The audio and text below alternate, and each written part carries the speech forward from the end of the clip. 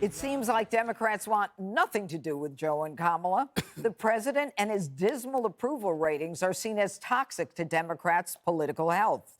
Candidates in tough races are refusing to say if they want the president to campaign with them.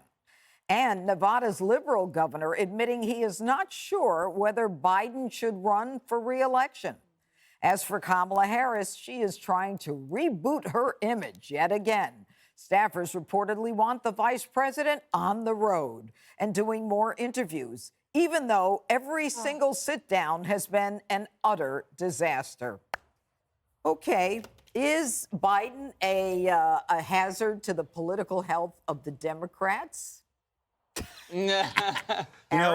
So as I shared on the show maybe a few days ago, politicians are not the most courageous people when it comes to looking at politicians and saying, I want to be with that person. They look at polls. Yep. And you win elections by looking ahead, by looking forward. And I give President Biden credit for recognizing when the mistakes have been made and trying to correct them. He was here last week with Mayor Adams. Mayor Adams is the most dynamic figure in the party when it comes to dealing with particularly city issues and crime and the need to clean up things. Two, this president just 2 weeks ago announced a $20 billion investment in Columbus, Ohio, with Intel, a public-private partnership to help build semiconductor chips in Ohio. We talked in the last segment. I think the real terrible legacy of what we're not doing after COVID is figuring out what we didn't have in place when COVID hit and how do we ensure we don't have that problem again. We have to build more pharma, more semiconductor chips, more AI, more robots here. Finally, he made mistakes in Afghanistan. I think what they're done in building a coalition to deal with Ukraine and to send, I think, the ultimate message, a powerful message to China, that you're not going to push us around, that Sullivan, Blinken, this president, this Congress, and Democrats are on the page together. Now, if we want to talk about where people are facing a little division, just an hour ago, the Senate Minority Leader, Mitch McConnell, said to those in his party, including President Trump and the RNC, you were wrong to censor Liz Cheney and Adam Kinzinger. Mm-hmm. We may have problems. I think there was a rapper that said we have 99 problems, but we don't have that one. Our leaders in our party, Pelosi, Schumer, and Biden are on the same page. Republicans don't seem to be this afternoon. Yeah. What about the squad? They've been quiet. Well, I tell you, President Trump has been criticized by Mitch McConnell and the RNC. These are just facts. I wouldn't want to play that hand if I had it either, but those are the facts. Well, you know, speaking of President Trump, what it seems like in 2021, what the Democrats did was they tried to make the election all about President Trump. And now it appears that the Democrats, Greg, are trying to make the election, or the Republicans are trying to make the election all about Joe Biden. They think that's a winning policy for them.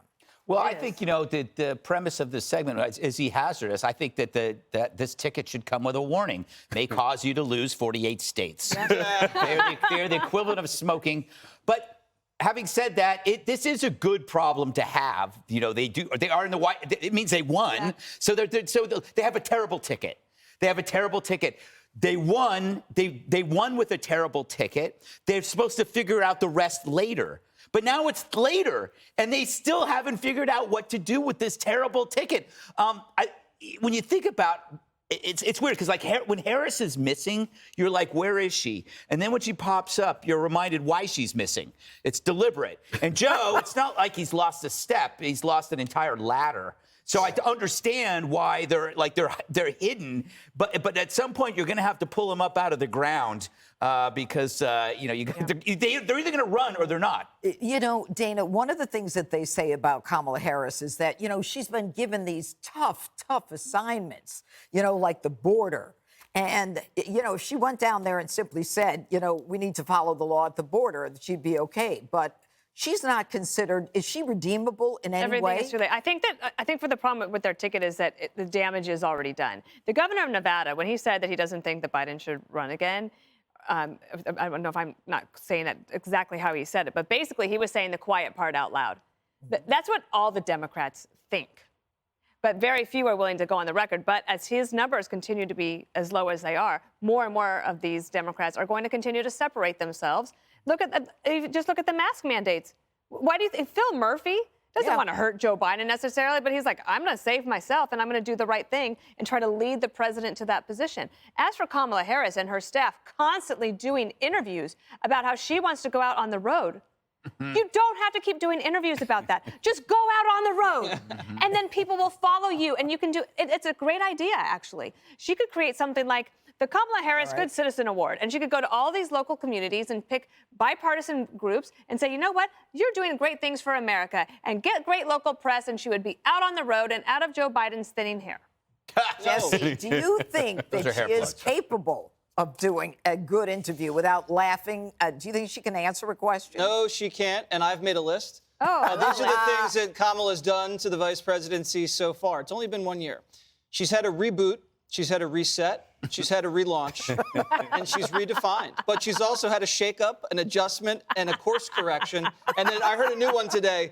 This isn't a reboot, she's just turning to chapter 2. Now, if you had an iPad with this many problems, you'd return it. Yeah. This thing is shot. It's a lemon. It is a lemon. Hey, Sean Hannity here. Hey, click here to subscribe to Fox News YouTube page and catch our hottest interviews and most compelling analysis. You will not get it anywhere else.